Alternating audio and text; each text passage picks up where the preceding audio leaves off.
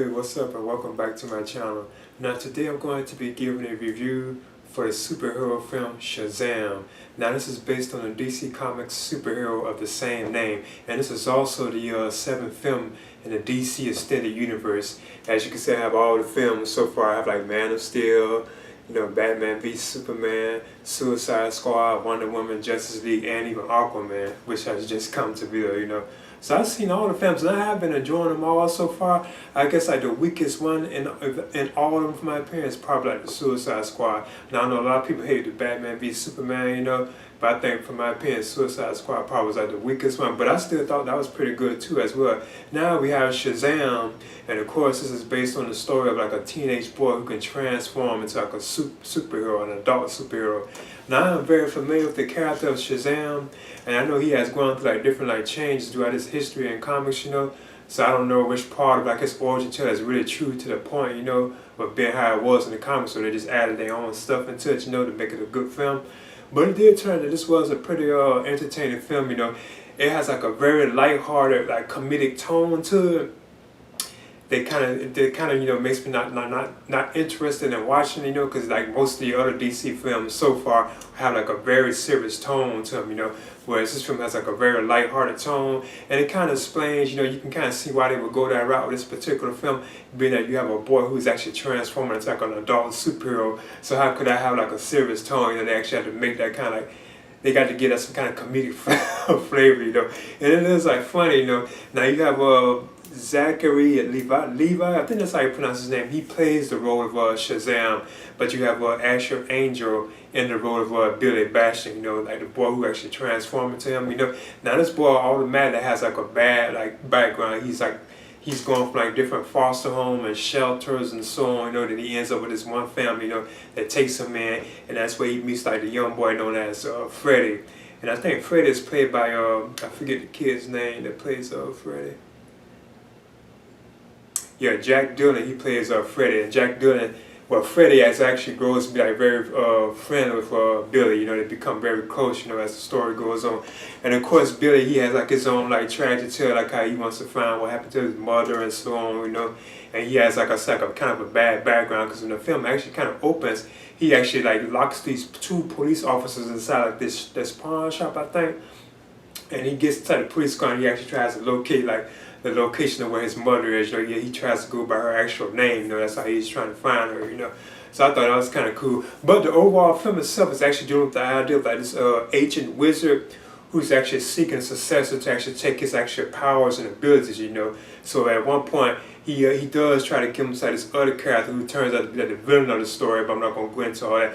But eventually he does grant the powers of his Shazam, because he is Shazam too himself. He does pass down like his powers, like Billy Batson. Like Billy Batson actually stumbles upon him, and that's how he gets the powers of Shazam to be able to turn into like this superhero known as Shazam. When he says the word like Shazam, he can change it to, and he can say Shazam to actually turn back into like the boy, like Billy Batson. So I think that was kind of cool, Now the villain, or I guess you could say antagonist of the film, is Thaddeus, I think it's Savani, I think that's how you pronounce it. He's played by Mark Strong. Now the film does open with like an origin about his character when he was like a young boy, and he actually had witnessed that this wizard, this ancient wizard who tried to grant him the powers of Shazam, but his heart wasn't like pure enough, so he actually had to leave. And then like later on, like when it goes back into present day, because it starts like in the 70s, I think, if I can remember correctly, but then it jumps to like present day, and that's when he retraces his steps, because he's been studying, like been obsessed with trying to get his way back to finding this wizard so he can actually get the powers, and he does get back to that point, but he actually gets the powers of somebody else, and then he becomes like I don't know what his name really was, but he does become like the villain of the film itself, and that's the one that Shazam has to actually take out. There are a bunch of other characters in the film, but like I said, I guess it really revolves around like Shazam, played by Zachary, and then you have Billy Batson and like Freddy. Now it really does just revolve around them, I like how you get to see the moments where he's actually trying to learn how to use like his superpowers and so. Now those moments like that, like I said, it's kind of cheesy because it's like it's being silly and funny, you know. And it's like a lot of pop culture references to like all kind of stuff. Now I think it's cool that it is actually set like in the DC world because there's like a lot of references to like Batman, like Superman, you know, a song like Aquaman, like you know, it's Wonder Woman's like all kind of Easter eggs in the film. So I think it's kind of cool. And plus, it does have those kind of moments after the end credits that we watch it all, it has like the usual like Easter eggs and so on, you know. But I still think that kind of stuff is kind of like I said too, like lighthearted and silly for my taste. But it's okay. It kind of makes sense, man. You actually have to accept that this boy Billy Batson is turning into like an adult superhero, you know. So I see why they went that comedic route. Because how could they have like a serious tone, you know?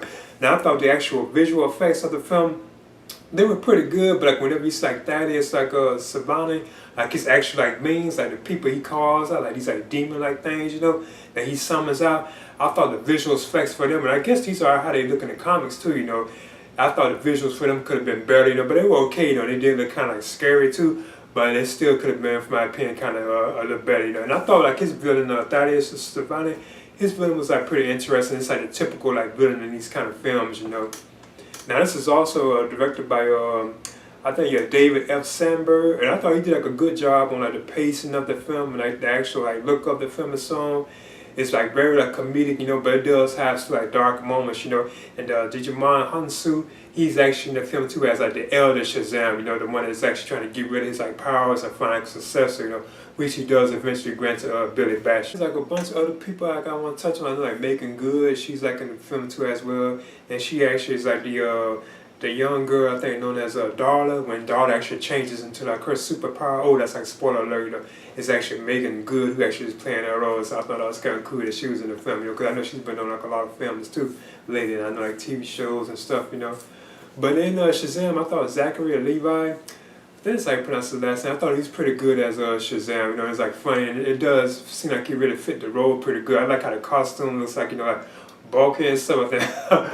I think that's kind of cool too. But I do hear that he's actually like fit like underneath it too, so I thought that was kind of awesome too. But in Shazam, like I say, I don't really care for like the lighthearted comedic style of the film, you know. But I still would think it's like okay and passable, you know. But if you really like a fan of like the serious dark tones of like the DC films, I don't think you would really be into this too much, you know. It still has moments like that, but it's still like very like comedic, you know. But in Shazam, I'm giving this a B-, and I would definitely recommend this for like fans of the DC extended universe of films, you know. Or if you're just looking for a lighthearted, like comedic type film, I would definitely recommend it for that crowd. So yeah, then I'm giving Shazam, I'm giving this a B-. Please leave a comment and subscribe too as well.